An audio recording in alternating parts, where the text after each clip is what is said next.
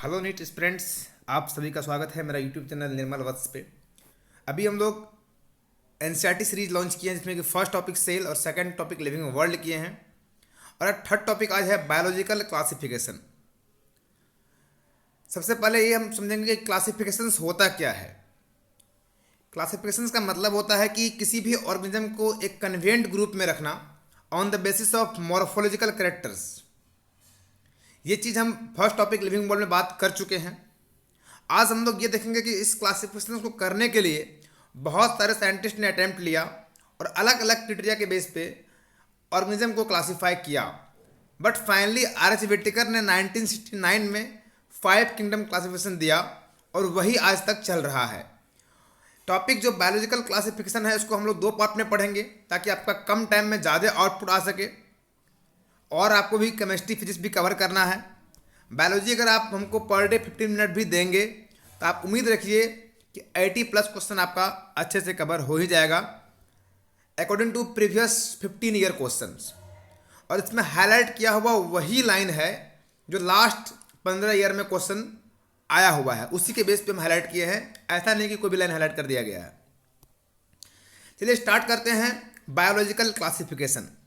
First line अगर देखें तो देखिए, since the dawn of civilizations there have many attempt to classify the living organism. मतलब बहुत लंबे टाइम से लिविंग ऑर्गेनिज्म को क्लासीफाई करने के लिए बहुत सारे अटेम्प्ट लिया गया बट वो सक्सेस नहीं हुआ। सबसे पहले ऑर्गेनिज्म का क्या यूज है, ह्यूमन बींग्स के लिए ऑर्गेनिज्म का क्या यूज है, उसके बेसिस पर ऑर्गेनिज्म को डिवाइड किया गया। फूड के बेसिस पे, शेल्टर के बेसिस पे, क्लॉथिंग के बेसिस पे, जिस ऑर्गेनिज्म का जो यूज था उसके अकॉर्डिंग एक कन्वेंट कैटेगरी में रख दिया गया। उसके बाद एक महान साइंटिस्ट आप जानते हैं एरिस्टोटल साहब आए और वो एक अटेम्प्ट लिए और वो क्लासिफाई कर दिए ऑर्गेनिज्म को 2 पार्ट में, एक प्लांट और एक एनिमल। ठीक है, प्लांट को उन्होंने 3 पार्ट में क्लासिफाई किया, tree, SERB and herb. Animals को उन्होंने 2 ग्रुप में रखा, एक जिनके पास रेड ब्लड है और दूसरा जिसके पास रेड ब्लड नहीं है। ये क्लासिफिकेशन है एरिस्टोटल का। क्वेश्चन में अगर ये पूछे कि एरिस्टोटल का क्लासिफिकेशन क्या है, ट्रू फॉल्स आता है तो उसके अकॉर्डिंग आप देख लीजिएगा। इसके बाद 2 किंगडम क्लासिफिकेशंस लिनियस के द्वारा दिया गया और वो पूरे ऑर्गेनिज्म को 2 पार्ट में डिवाइड किए, नाम ही 2 है, प्लांटी और animalia. Kingdom was developed that include all plant and animal respectively and this system। अच्छा, ये जो लिनियस साहब है ये पूरे ऑर्गेनिज्म को 2 पार्ट में डिवाइड किए, प्लांटी और एनिमेलिया। ठीक है, ये है 2 किंगडम क्लासिफिकेशन। कौन दिया? लिनियस। यहां से ये पूछा जाता है। ठीक है, सेकेंड क्वेश्चन जो आप देखते होंगे डायवर्सिटी से हमेशा क्वेश्चन जो आता है वो आपको 4-5 स्टेटमेंट देगा और उस स्टेटमेंट से पूछेगा कौन सा स्टेटमेंट ट्रू है कौन सा फॉल्स है। वहां पर स्टेटमेंट वाला क्वेश्चन ये आता है कि ये 2 किंगडम क्लासिफिकेशन में ऐसा क्या दिक्कत आ पड़ा जो हम इसे नहीं मान के आर.एच. व्हिटेकर का 5 किंगडम क्लासिफिकेशन को माने। तो क्या दिक्कत है यहां देखिए, इस सिस्टम के अंदर ये सिस्टम यूकैरियोट और प्रोकैरियोट को डिफरेंशिएट नहीं कर पाया, यूनिसेलुलर और मल्टीसेलुलर ऑर्गेनिज्म में कोई डिफरेंशिएट क्रिएट नहीं कर पाया। कौन फोटोसिंथेटिक ऑर्गेनिज्म है, कौन नॉन फोटोसिंथेटिक ऑर्गेनिज्म है, इसको भी डिफरेंशिएट नहीं कर पाया। प्रो और यू को डिफरेंशिएट नहीं किया, यूनिसेलुलर और मल्टीसेलुलर को डिफरेंशिएट नहीं कर पाया, फोटोसिंथेटिक नॉन फोटोसिंथेटिक को डिफरेंशिएट नहीं कर पाया। अब इतना बड़ा फेल्योर के साथ तो ये सिस्टम चल नहीं सकता था, इसीलिए इस जो लिनियस का 2 किंगडम क्लासिफिकेशन है इसको रिजेक्ट करने के बाद आर.एच. व्हिटेकर साहब 1969 में 5 किंगडम क्लासिफिकेशन को दिए। अब ये 5 किंगडम क्लासिफिकेशन में हम लोग बहुत कुछ पढ़ेंगे बट जो याद रखने वाली बात है, सबसे फर्स्ट जहां से आज तक क्वेश्चन आया है वो यही आया है कि 5 किंगडम क्लासिफिकेशन कौन दिया? आर.एच. व्हिटेकर। कब दिया? 1969 में। ठीक है, ये 2 पॉइंट याद कीजिएगा। टेबल 2.1 जो एनसीईआरटी में दे रखा है बहुत इंपॉर्टेंट है। और थर्ड क्वेश्चन यहां पर यह बनता है कि जो आर.एच. व्हिटेकर क्लासिफिकेशन है जो एम्स में आया हुआ है और यहाँ पे आने के चांस है, उसका बेसिस क्या था? तो फर्स्ट बेसिस था सेल का टाइप, सेकेंड था सेल वॉल, थर्ड बेसिस था न्यूक्लियर मेम्ब्रेन, 4 बेसिस था बॉडी ऑफ ऑर्गेनाइजेशन और 5 बेसिस है मोड ऑफ न्यूट्रिशन। इसको एक एक करके हम देखेंगे और इसके अलावा एक फ्लो चार्ट दे रखा है एलन के मॉड्यूल में जो कि बहुत ही बेस्ट है, वो हम आपको अपलोड कर देंगे, देख लीजिएगा। उसका ये आर्च व्हिटेकर 5 किंगडम क्लासिफिकेशन जो है एक अलग से भी हम लेक्चर लिए हुए हैं, आप वहाँ भी जाकर समझ सकते हैं डिटेल में।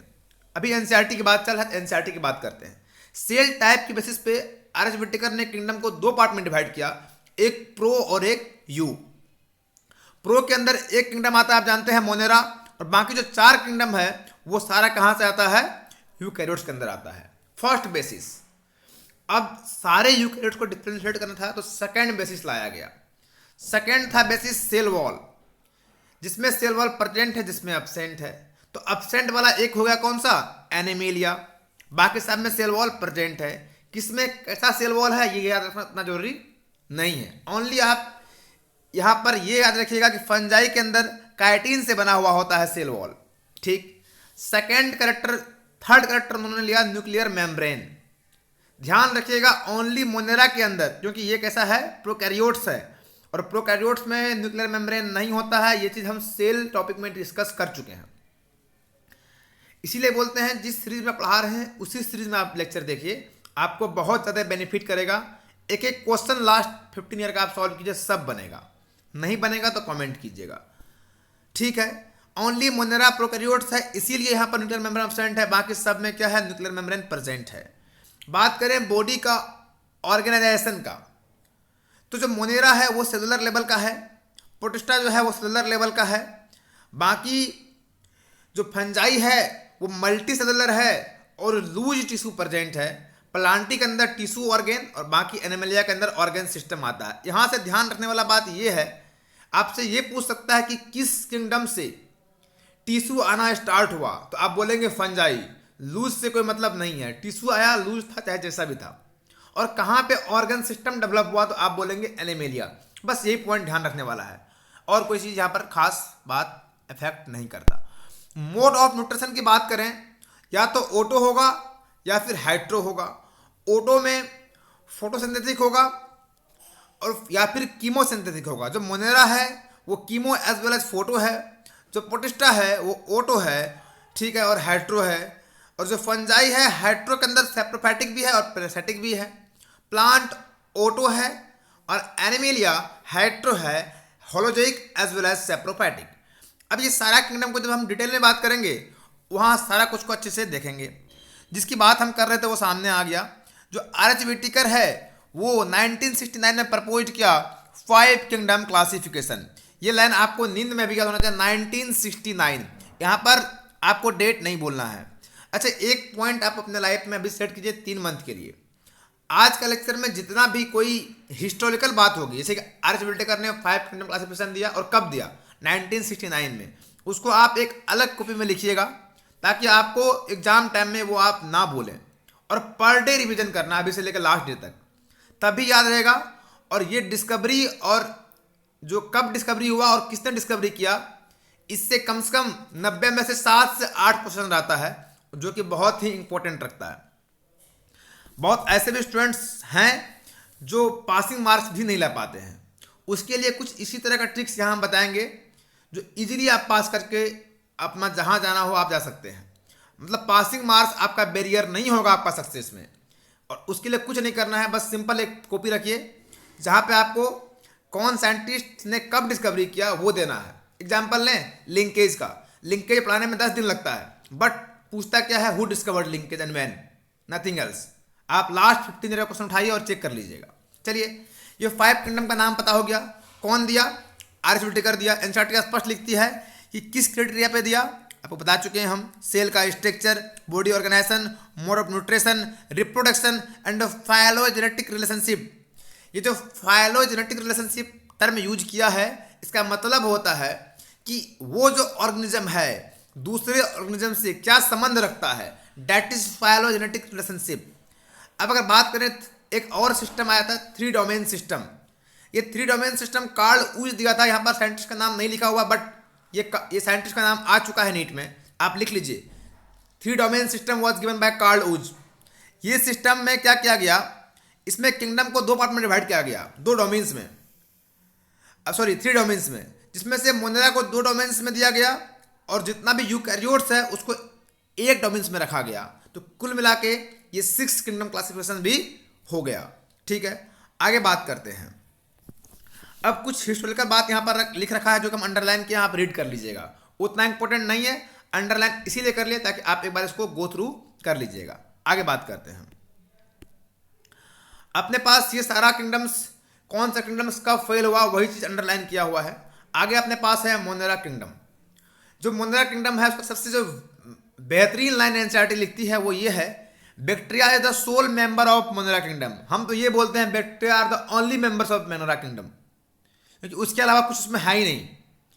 ठीक है, they are the most abundant micro organism. जितना भी आप माइक्रो ऑर्गेनिज्म की बात करते हैं सबसे ज्यादा कौन पाया जाता है? बैक्टीरिया। और bacteria occurs almost everywhere. Hundreds of bacteria present in a handful of soil, मतलब एक मुट्ठी मिट्टी में हंड्रेड्स ऑफ बैक्टीरिया आ सकता है। ये 4 लाइन से हर एक जितना 4 लाइन डिस्कस किए हैं ना, इस सब से एक न एक बार क्वेश्चन आया हुआ है। इसका जो हैबिटेट है मोनेरा का, मोनेरा हॉट स्प्रिंग में भी पाया जाता है, डिजर्ट में भी पाया जाता है, डीप ओशंस में भी पाया जाता है, एज वेल एज ये किसी भी हार्श कंडीशन में भी पाया जाता है। कंडीशन कैसा भी हो बैक्टीरिया प्रेजेंट होगा ही होगा। अच्छा, बैक्टीरिया का शेप भी होता है, आप इसका ध्यान रखिएगा, स्पाइरिकल, कोकस, रोड शेप बैक्टीरिया। और शेप से क्वेश्चन आया नहीं है, मे भी आ जाए, तो आप इसका ध्यान रखिएगा, डायरेक्ट शेप से क्वेश्चन नहीं आता है। आगे बढ़ते हैं। ये जो सबसे महत्वपूर्ण लाइन है बैक्टीरिया का, ये बहुत जो रेड लाइन से अंडरलाइन किया गया, मतलब वो डेंजर का सिंबल है, बहुत ही अच्छा लाइन है। लिखा हुआ क्या है? बैक्टीरिया आर वेरी सिंपल, मतलब उसका जो बैक्टीरिया का स्ट्रक्चर होता है ना बहुत सिंपल होता है, लेकिन जो उसका बिहेवियर है बहुत ही कॉम्प्लेक्स होता है। डेट मीन्स जो बैक्टीरिया होता है सिंगल सेल वॉल से बना होता है और कोई स्ट्रक्चर वहाँ पर प्रेजेंट नहीं है, no nuclear membrane, no cell membrane. But जो बिहेवियर कॉम्प्लेक्स क्यों है, ये ऑटोट्रॉप भी होता है, हेटरोट्रॉप भी होता है, ऑटो के अंदर कीमो भी होता है, फोटो भी होता है। ठीक है, हेट्रो के अंदर पैरासाइट भी होता है, सेप्रोटैपिक भी होता है। तो इसीलिए बोला गया है बिहेवियर कैसा है? कॉम्प्लेक्स है। Many other organism bacteria as a group saw the most extensive metabolic diversity. अच्छा, एक्सटेंसिव मेटाबॉलिक डाइवर्सिटी का मतलब भी यही होता है कि ये ऑटोट्रॉप भी है, हेट्रोट्रॉप भी है। ठीक है, ऑटो के अंदर फोटो भी है, कीमो भी है। तो 2 लाइन याद रखिएगा, बैक्टीरिया का स्ट्रक्चर सिंपल है, बिहेवियर कॉम्प्लेक्स है, और सबसे ज्यादा डाइवर्सिटी कहाँ पाया जाता है? बैक्टीरिया किंगडम में पाया जाता है। ठीक है, बैक्टीरिया ऑटोट्रॉप है, इसलिए अपना फूड खुद बनाएगा इनऑर्गेनिक सब्सट्रेट से, और फोटोसिंथेटिक है, एज वेल एज कीमोसिंथेटिक भी होता है। जो मेजॉरिटी ऑफ बैक्टीरिया होता है, अगर ये लाइन पूछे आपसे तो आप बोलेंगे majority of bacteria are heterotrophs. ये लाइन यहाँ पर याद रखने वाला है। फर्स्ट बैक्टीरिया है आर्ची बैक्टीरिया। यहाँ से क्वेश्चन ये आता है कि ये कहाँ कहाँ पाया जाता है। तो आर्ची बैक्टीरिया सॉल्टी एरिया में पाया जाता है, इसको बोलते हैं हेलोफाइल्स। हॉट स्प्रिंग एरिया में पाया जाता है, इसको बोलते हैं थर्मो एसिडोफाइल्स। और मार्ची एरिया में भी पाया जाता है, इसको बोलते हैं मिथेनोजेंस। यहाँ से यही क्वेश्चन बनता है। Second, archaebacteria other bacteria से कैसे अलग है, ये भी क्वेश्चन आया हुआ है। तो जो आर्ची बैक्टीरिया का सेल वॉल होता है ना, वो रिस्पॉन्सिबल होता है कि वो एक्सट्रीम कंडीशन में रहने के लिए, जो आर्ची बैक्टीरिया है वो हॉट स्प्रिंग में भी रह ले रहा है, इसके लिए कौन रिस्पॉन्सिबल है? तो आर्ची बैक्टीरिया का सेल वॉल। यही कैरेक्टर है जो आर्ची बैक्टीरिया को अदर बैक्टीरिया से अलग करता है। अंडरस्टैंड? अब जो मिथेनोजेंस होता है वो guts of several ruminant animals such as cow and buffalo. Buffalo और कॉ के गट्स में आर्ची बैक्टीरिया जो है मिथेनोजेंस पाया जाता है, जो रिस्पॉन्सिबल है प्रोडक्शन ऑफ मिथेन बायोगैस का फ्रॉम द डंक ऑफ दिस एनिमल। ठीक है, डंक is the excretory matter of कॉ एंड बफेलो। ठीक है, यहाँ तक बात खत्म। नेक्स्ट एक आता है अपने पास यू बैक्टीरिया। जो यू बैक्टीरिया को हम लोग ट्रू बैक्टीरिया के नाम से भी जानते हैं।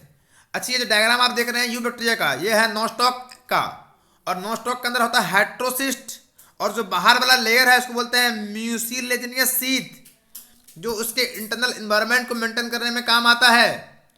तो ये हेट्रोसिस्ट पे क्वेश्चन आ चुका है। पहला बार क्वेश्चन ये आया कि डायग्राम किसका है, आप बोलेंगे नॉस्टॉक का। नॉस्टॉक क्या है, यूबैक्टीरिया। और ये हेट्रोसिस्ट का भी पूछा गया, ये क्वेश्चन मार्क करके what is this, that is heterocyst. Eubacteria are characterised by the presence of rigid cell wall. Cell wall इसका क्या होता है, हार्ड एंड रिजिड। अगर मोटाइल है, if motile then flagella, flagella होगा और फ्लैजेला के हेल्प से मूवमेंट शो करेगा। Cyanobacteria is also a eubacteria. It is also referred as blue green algae. The term blue green algae से आप ये मत समझिएगा कि ये अलगाई है, ये साइनोबैक्टीरिया का ही दूसरा नाम है। अच्छा, एक बात बहुत ही महत्वपूर्ण है यूबैक्टीरिया में, बहुत इंपॉर्टेंट है, जो क्लोरोफिल ए होता है ना, वो बहुत तरह का होता है। क्लोरोफिल ए भी बहुत अलग अलग कैटेगरी का होता है, बट जो यूबैक्टीरिया है उसके पास क्लोरोफिल ए वही होता है जो ग्रीन प्लांट्स में पाया जाता है। जो ग्रीन प्लांट्स के अंदर फोटोसिंथेसिस के लिए रिस्पॉन्सिबल है, सेम क्लोरोफिल पिगमेंट यूबैक्टीरिया में पाया जाता है। चीख चीख के चिल्ला चिल्ला के इसीलिए बोल रहे हैं, आप जाके 2007 का क्वेश्चन देखिएगा, 2011 का क्वेश्चन देखिएगा और 2016 का, 3 बार ये क्वेश्चन पूछा गया है। Chlorophyll A is similar to green plant in which bacteria, तो यूबैक्टीरिया। लैंग्वेज चेंज हो सकता है बट क्वेश्चन का सेंस यही रहता है। तो cyanobacteria are unicellular, colonial and filamentous, ठीक है। एंड आपको यहाँ लिखा हुआ है, देखिए ग्रीन कलर से हाईलाइट किया हुआ है, जो साइनोबैक्टीरिया है वो एक जिलेटिनस शीट से कवर्ड है। They often form the blooms in the polluted water bodies. अगर इससे आपसे ये पूछे कि साइनोबैक्टीरिया जो है फॉर्म करता है क्या, ब्लूम्स फॉर्म करता है कहाँ पे, जो वाटर पॉल्यूटेड है वहां पर अपना क्या बनाएगा, कॉलोनी का फॉर्मेशन कर देगा। कहाँ पे, पॉल्यूटेड वाटर के अंदर। समझ गए आप, ठीक है। ये क्यों कर पा रहा है colony formation, due to mucilaginous sheet, ठीक है।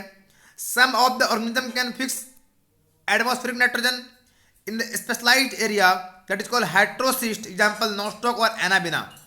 ये डायग्राम नॉस्टॉक एनाबिना का है, जहां पर हेट्रोसिस्ट देख रहे हैं आप। ये हेट्रोसिस्ट का काम होता है जो एटमॉस्फेयर के अंदर नाइट्रोजन है उसको अपने अंदर फिक्स करना। आप जानते हैं कि एटमॉस्फेरिक नाइट्रोजन ना तो प्लांट, ना तो बैक्टीरिया, ना तो एनिमल्स डायरेक्ट कोई भी एटमॉस्फेरिक नाइट्रोजन को यूज नहीं कर सकता है। इसीलिए नॉस्टॉक और एनाबिना के अंदर हेट्रोसिस्ट होता है, जो हेट्रोसिस्ट क्या करता है, एटमॉस्फेरिक नाइट्रोजन को फिक्स करने में काम आता है। अब अगर बात करें कीमोसिंथेटिक ऑटोट्रॉप का, तो ये बैक्टीरिया होता है जो ऑक्सीडाइज करता है इनऑर्गेनिक सब्सटेंस को such as nitrate, nitrite and ammonia, और यूज करता है to release ATP production.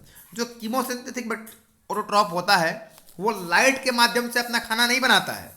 Chemosynthetic autotrophs अपना खाना बनाता है इनऑर्गेनिक केमिकल्स के बेस पे, that are what, nitrate, nitrite and ammonia, उसको ऑक्सीडाइज करता है। और जब वो कीमोसिंथेटिक बैक्टीरिया इस नाइट्रेट, नाइट्राइट और एमोनिया को ऑक्सीडाइज कर रहा होगा, उसी टाइम में एटीपी का प्रोडक्शन होगा और वो एटीपी अपना वो डेली यूज में लेगा। ऑटोट्रॉप कोई भी जो प्लांट हो या फिर एनिमल हो, उसका मेन मकसद क्या होता है, एटीपी का प्रोडक्शन। तो कीमोसिंथेटिक बैक्टीरिया जो होता है वो एटीपी का प्रोडक्शन कैसे करता है, with the help of nitrate, nitrite and ammonia के हेल्प से। और इकोलॉजिकल इंपोर्टेंस बहुत बड़ा होता है कीमोसिंथेटिक बैक्टीरिया का। They play great role in recycling nutrients like nitrogen, phosphorus, iron and sulphur. ध्यान रखिएगा, जो यू बैक्टीरिया होता है उसके अंदर जो कीमोसिंथेटिक बैक्टीरिया होता है उसका इकोलॉजिकल रोल बहुत बड़ा होता है। वो बहुत बड़ा रोल प्ले करता है क्या करने के लिए, मिनरल्स का रिसाइकल। अगर मिनरल्स का रिसाइकल नहीं होगा तो सोइल के अंदर मिनरल्स का डिफिशियंसी हो जाएगा, उसको मेंटेन करता है कीमोसिंथेटिक बैक्टीरिया। हेट्रोट्रॉपिक बैक्टीरिया जो एनवायरनमेंट है वहाँ सबसे ज़्यादा मोस्ट अबंडेंट बैक्टीरिया होता है ये। Majority of heterotrophic are decomposers, ये लाइन बहुत इंपॉर्टेंट है। They are helpful in making curd from milk, जो मिल्क से कर्ड बनता है। लैक्टोबैसिलस जो बैक्टीरिया उसमें यूज करते हैं हम, वो भी कैसा होता है, हेट्रोट्रॉपिक होता है। जो हम लोग एंटीबायोटिक बनाते हैं पेंसिलिन, वहाँ पर भी जो बैक्टीरिया होता है वो भी कैसा होता है, हेट्रोट्रॉपिक होता है। Fixing nitrogen in legume, legume plants में नाइट्रोजन का फिक्सेशन कौन करता है, हेटरोटॉपिक बैक्टीरिया करता है। तो बहुत ज़्यादा पाया जाता है ये हेटरोटॉपिक बैक्टीरिया। ये मेजोरिटी ऑफ क्या होता है, डिकम्पोजर्स, ठीक है। Some pathogens causing damage human beings, crops, farm, animals, pets. कुछ ऐसे पैथोजेंस है जो ह्यूमन बींग्स को भी डिजीज क्रिएट करता है। जैसे कि डिजीज का अगर नाम लें तो कोलेरा, टाइफाइड, टेटनस, ये ऐसा डिजीज है जो बैक्टीरिया करता है, ठीक है। हेल्थ एंड डिजीज टॉपिक वहाँ डिस्कस करेंगे हम लोग। और सैट्रस कैंकर, ये ऐसा डिजीज है जो प्लांट के अंदर कौन करता है, बैक्टीरिया। लर्न कर लीजिएगा, आपको कोलेरा, टाइफाइड, टेटनस तो याद रहेगा, बट ये सैट्रस कैंकर जो है ये प्लांट के अंदर बैक्टीरिया करता है डिजीज, याद रखिएगा, वेल नॉन डिजीज है। माइकोप्लाज्मा एकमात्र ऐसा बैक्टीरिया है जिसके पास सेल वॉल नहीं होता है, और ये सबसे स्मॉलेस्ट ऑर्गेनिज्म यूनिवर्स के अंदर है अभी तक, जितना भी ऑर्गेनिज्म नॉन है उसमें से। जितना भी पॉइंट एक्सप्लेन किया गया है उतना ही पॉइंट इंपॉर्टेंट है, उसके बाहर इस चैप्टर से एक भी क्वेश्चन ना आया है ना आएगा, ठीक है। जो अभी तक नहीं आया है उसका इमेजिनेशन नहीं करना। नीट का प्रिपरेशन इसी बेस पे किया जाता है कि लास्ट 15 ईयर में कितना क्वेश्चन आया हुआ है, ठीक है। अभी हमने बायोलॉजिकल क्लासिफिकेशन में मोनेरा किंगडम तक कवर किया। नेक्स्ट पार्ट 2 वीडियो में प्रोटिस्टा और फंजाई करेंगे। अगर आपको ये वीडियो ज़रा भी हेल्पफुल लगा हो तो लाइक, शेयर और कमेंट करने के लिए नहीं भूलिएगा, ठीक है। मिलते हैं नेक्स्ट लेक्चर में प्रोटिस्टा और फंजाई किंगडम के साथ।